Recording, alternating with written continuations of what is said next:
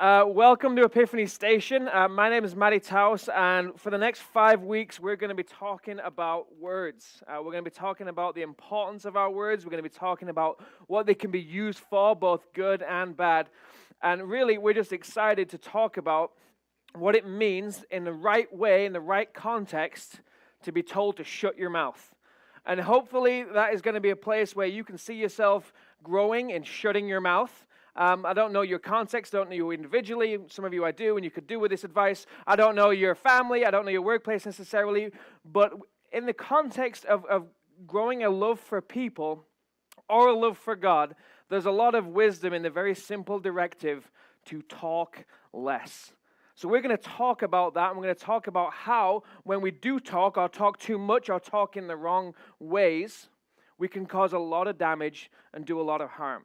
So that's what we're going to do next over the next 5 weeks, is talk about this shut your mouth idea.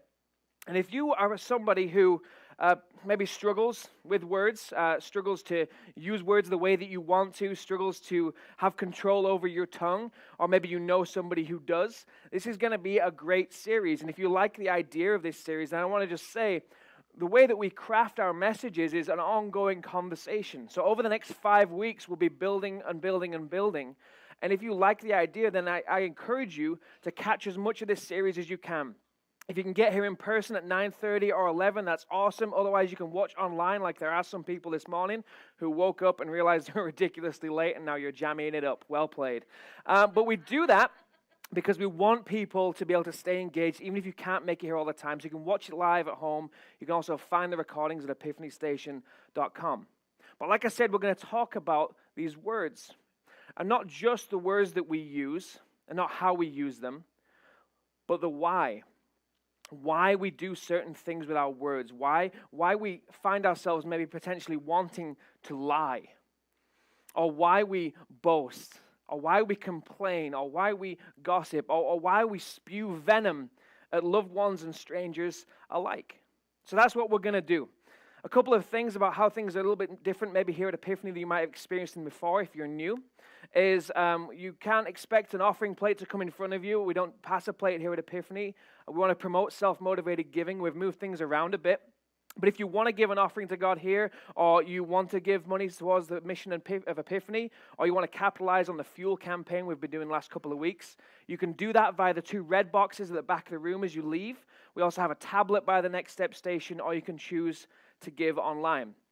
The other thing that's a little bit different is we love to know what's going on as we engage in these series, in these teaching series. We love to know kind of what's impacting you, what's hitting you, what steps you're maybe taking as you learn. One of the best ways to do that is via the connection card. It's a slip of paper on the right-hand side of your program that you can tear away. And just as you're sitting there, jot things down, anything that you would maybe want to feed back to the leadership, to myself, like, hey, I really love that point, that made it understandable for me, or hey, I didn't hear a word he was saying because it sounds like he's, not from around here. Whatever it is that you're experiencing, let us know because we want to be good at what we do. But the question we're going to ask for 5 weeks is not just about our words important, but what if there's more behind our words than we've ever considered before? What if when we spew venom, there's more behind that, more to that than we've previously conceived? What if our words are just the beginning? What if our words are indicators of what's going on the inside? And there's more meaning, and there's more purpose, and there's more hurt behind our words than we think.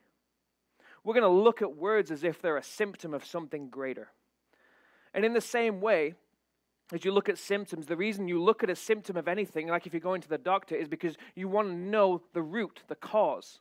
So we're going to chase down 5 symptoms of us using our words, using our language badly, and find out what the problem is deeper inside. And then we're going to talk solutions. So we're going to talk about boasting and complaining. We're going to talk about venom, and we're going to talk about lying, and we're going to talk about gossip, and how these 5 things are not actually the problem. But these 5 things are a symptom of what's going on inside of us. And we're going to do that so we can have a new control over our tongue. So we can actually use our words the way that we're supposed to, the way that we can do good, the way that we can love people, the way that we can love God. Because this whole thing about controlling your tongue, it's not a new thing. It's been a problem, it's age old, of just being able to get the words out you want and not say the thing that you really want to keep inside. So much so has this been going on over generation, and millennia, that we even find it riddled in the Bible talking about words and the importance of them. So much so that Jesus Christ himself spoke to this. And talking to his followers, people who want to love God and want to love people, he said this. He said, a good tree can't produce bad fruit unless it's a crabapple tree. Doesn't matter how good that tree is. That stuff's awful. Anyway, I'm not contradicting Jesus. A good tree can't produce bad fruit. A bad tree can't produce good fruit. A tree is identified by its fruit. Figs are never gathered from thorn bushes, and grapes not picked from bramble bushes. A good person produces good things from the treasury of a good heart, and an evil person produces evil things from the treasury of an evil heart. What you say flows from what is in your heart. Jesus defined that words are not just words. They are indicative of something else, something grander, something greater, something that's more in the core of who you are. And we want to utilize that. We want to be able to look at our words for what they are, a symptom. Because all the good things that come out of our mouths, all the encouragement, all of the compassion, all of the mercy, all of the love, that signals that there's some good here. On the flip side, all of the cursing, all of the lying, all of the gossip, all of the boasting, that should be showing us that there's a problem here. So we're going to dig into these so we can find out what the problem is and not just focus on the symptom, so that we can learn to remove those things, to love God and to love people better and better. So symptom 1, boasting. See, boasting is when you use your words in an exaggerated fashion to show that you're more than you are. It's motivated in promoting yourself. Very much like in the movie Billy Madison, some of us have those moments where we do something that's quite ordinary, like spelling the word couch, and respond by saying, I am the smartest man alive. It's like when I make myself, my wife, a cup of tea, and I give it to her, and she says, thank you. I'm like, I am the best husband alive. Hashtag better than you. But there are some things that we do and we exaggerate. And we have a tendency to do it, even since we were little kids. And kids are the best ones for boasting. It's like, I can run faster than a car. Watch me. And they run like 7 miles an hour. But to them, that's super speed. Or my dad can beat your dad up, which is usually boasting, apart from when I say it, because my dad could beat your dad up. He's huge and an Englishman. And I think made out of rock. I'm not sure. But we boast, and a lot of time we boast as kids, and we learn how to do it as kids, because we're always playing this game of one-upsmanship. But for most of us, we don't leave it in childish games. And we carry it with us. So, a moment of vulnerability. Who boasts? Who has a tendency to exaggerate stories, to maybe depict more, to show yourself as more? A lot of us do. You can put your hand down, you won. But we do it because we do want to be more than we are, right? That's why we boast. We want to be more than we are in the eyes of others, more often than not. We want to be seemingly more intelligent, seemingly more attractive, more studious, more loving. We want to be seen as a better parent or a better worker or a better Christian than we really are. We want to portray something, we want to show something that people will like, love, look up to, and be envious of. And we live in a time and live in a world where, quite frankly, some forms of wisdom say that that's the way to go about life. A lot of very famous, a lot of very successful people make a habit of boasting, of self-promotion, and it seems to work for them. It seems to get them where they want to go. So when it comes to boasting, we need to know whether this is the way to love people by promoting ourselves or not. The way to love God and have a relationship with Him in any way, shape, or form, or not? So we're going to dig in with the rest of our time into something that the brother of Jesus once said, a guy called James. And you want to talk about an inability to boast? Think about being the little brother to Jesus. At no Thanksgiving party, we're talking about James's accomplishments. So James writes out of a place of understanding what it means to be boastful, what it means to be humble. In James 3, he starts out and says, look, if you are wise and understand God's ways, prove it by living an honorable life, doing good works with the humility that comes from wisdom. But if you are bitterly jealous and there is selfish ambition in your heart, don't cover up the truth with boasting and lying, for jealousy and selfishness are not God's kind of wisdom. Such things are earthly, unspiritual, and demonic. For wherever there is jealousy and selfish ambition, there you will find disorder and evil of every kind. But the wisdom from above is first of all pure. It is also peace-loving and gentle at all times and willing to yield to others. It's full of mercy and fruit of good deeds. It shows no favoritism and is always sincere. And those who are peacemakers will plant seeds of peace and reap a harvest of righteousness. You see, now in James's words, he identifies the problem behind the symptom. When it comes to boasting, James says what you're really trying to do, what we're really trying to do is to hide or to cover our jealousy and selfish ambition. Every human conflict, every war, every bad marriage, every broken home, every toxic community, culture, society can be traced back to sources of pride and jealousy and selfish ambition. It says, me first. It says, my happiness, my wants, my lusts, my pleasure, my desire is greater than everything else. I am the top of the pile. So much so that I am greater than any vow I have made, any responsibility that I have, or any love that I owe. And that, my loved ones, is the root of boasting. The symptom of boasting comes from a root that I am more important, that I need to climb up the pyramid, climb up the ladder. And what it does is it distorts our view of everything. But most clearly, it distorts our view of God and people. The two things that we're here to do, the two things we're here to do well, to love God and love people, it wrecks that. Because what selfish ambition does is it brings God down just to make sure he's not too far above, if above at all. And it puts him on more of a level playing field.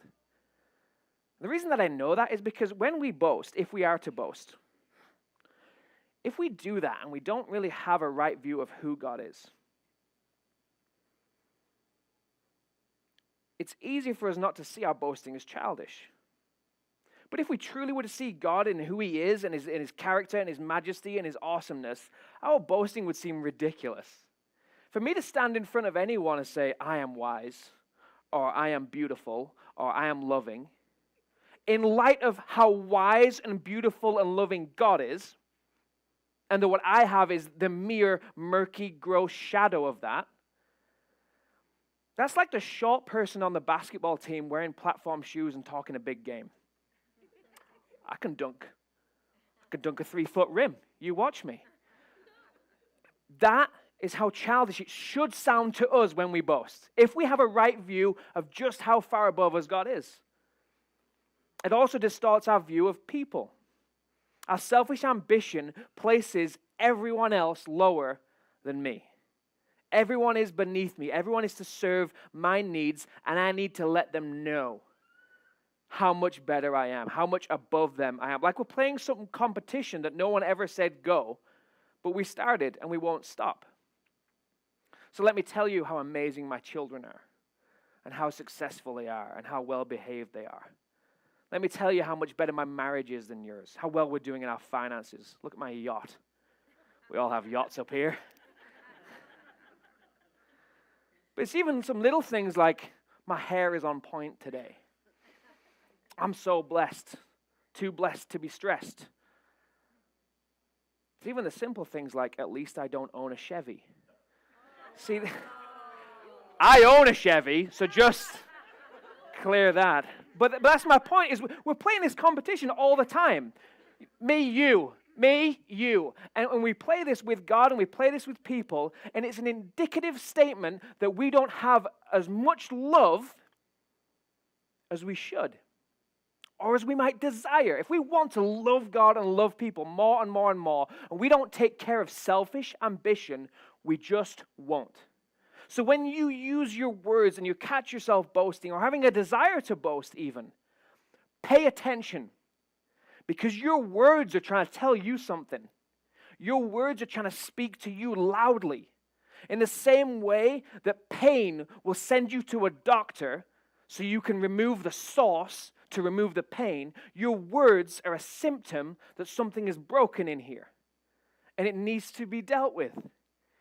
We cannot sidestep it and imagine that our love for God and love for people is going to grow if we allow blockages in here to remain.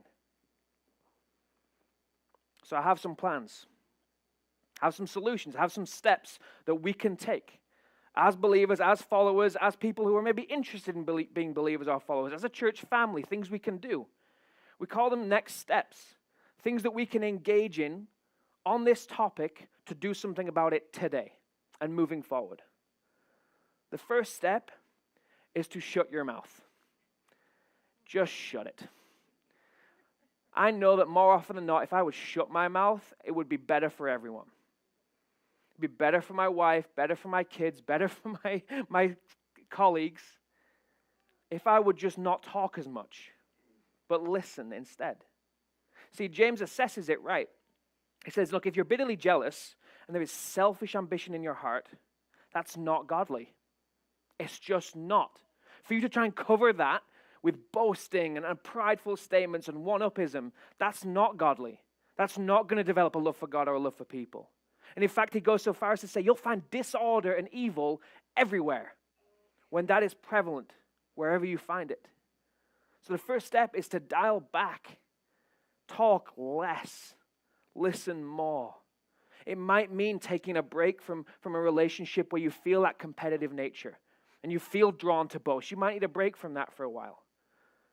You might need to take a break from places like Facebook where that just kind of fires you up to show that things are okay, to show that you have it together, to boast your way out of brokenness. The second next step is to change the heart. It's to change the heart. As James continued, he said, look, wisdom from above is first of all pure, peace-loving, gentle, willing to yield to others.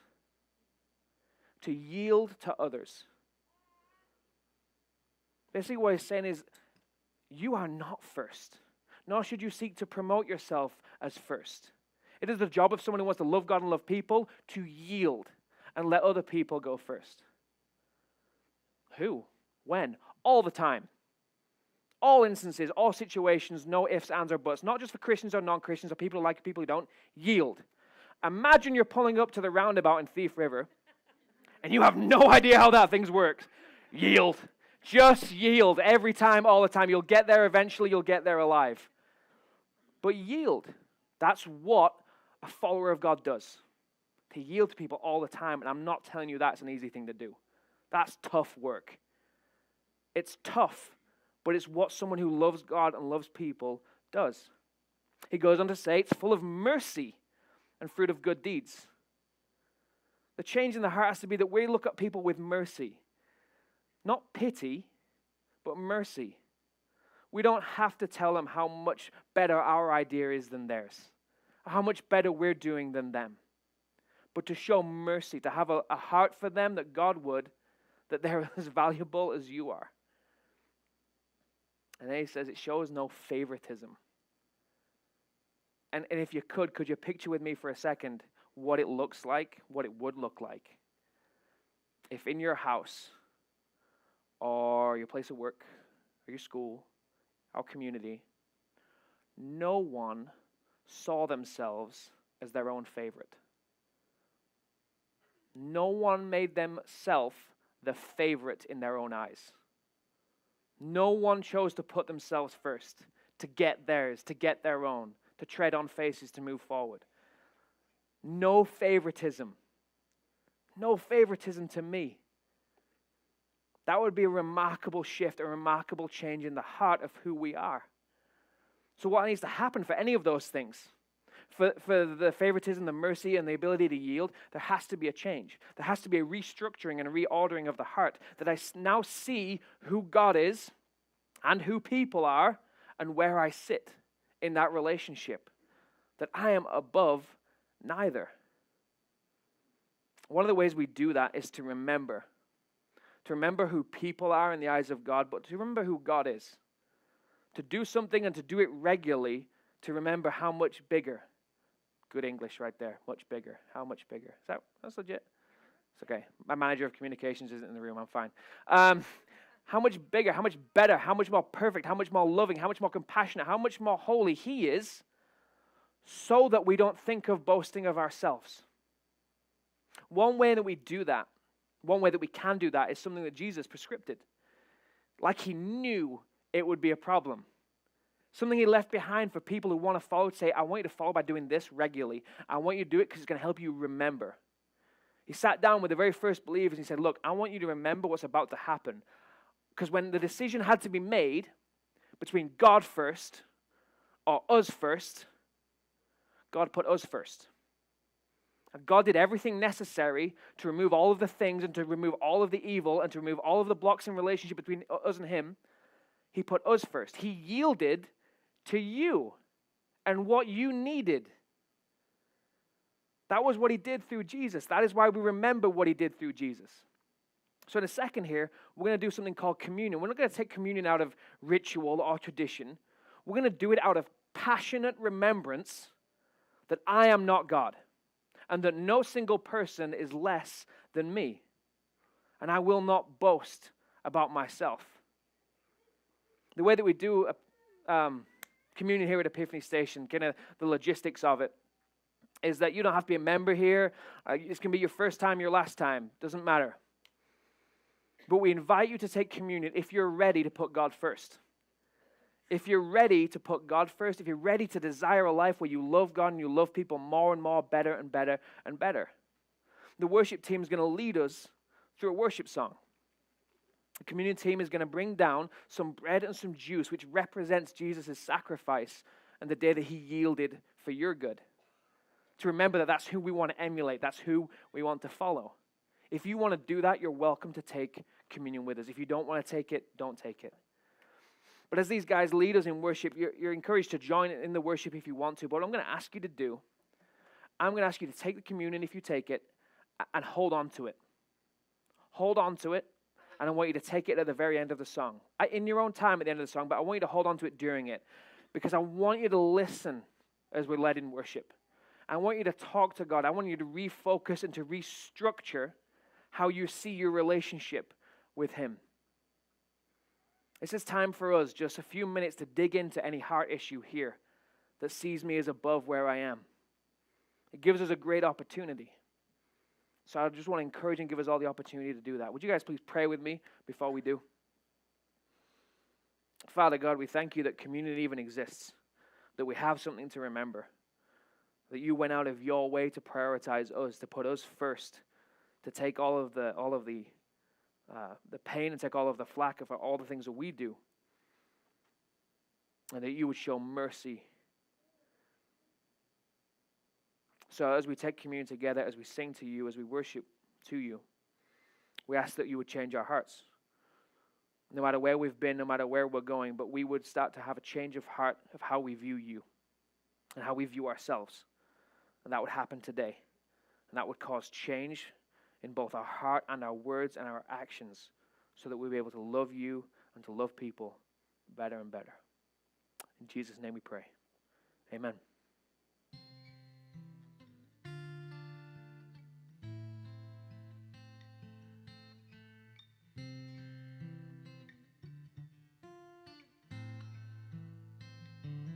Will Your grace run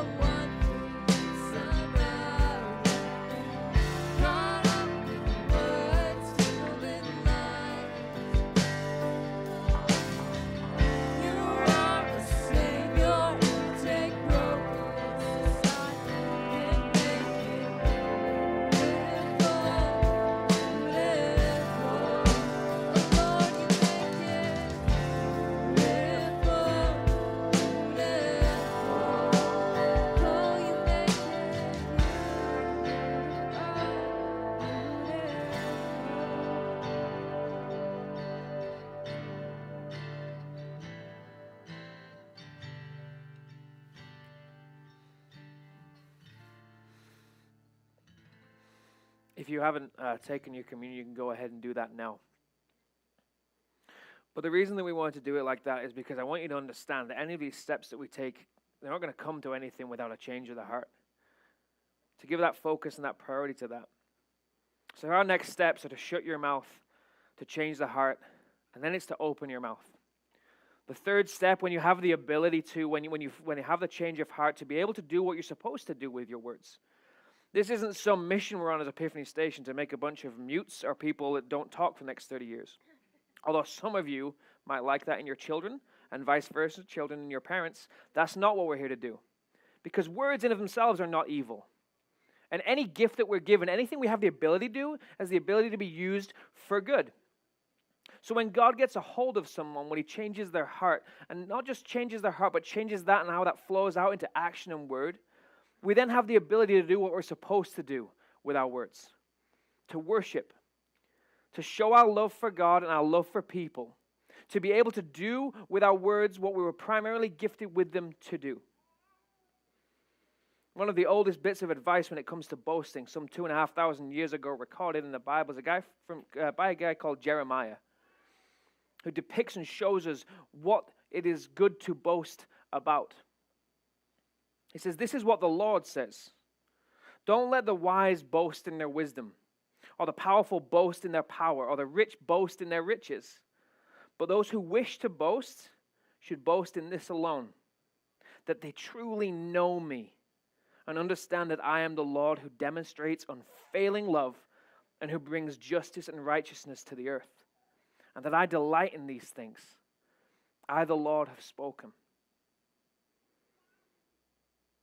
God desires and seeks from us that our words would be used to talk about him, to talk to him, to reveal something to ourselves and to those around us about our relationship with him. So he gives us the gift of boasting. Boasting is a gift, and it is good when it is directed where it's supposed to be directed. When we use it to boast about ourselves, we damage and we wreck that relationship between God and people. When we use it as supposed to be, we heal both. We improve both. We grow in both. So the team here is going to lead us in another song, an opportunity for us to boast about God, an opportunity for us to worship. That's your third step. As you go out from here, choose to find ways to boast about God and to worship him. I'm going to hand you over to Wyatt and the team. Would you stand with us? Let's close this out with one more song.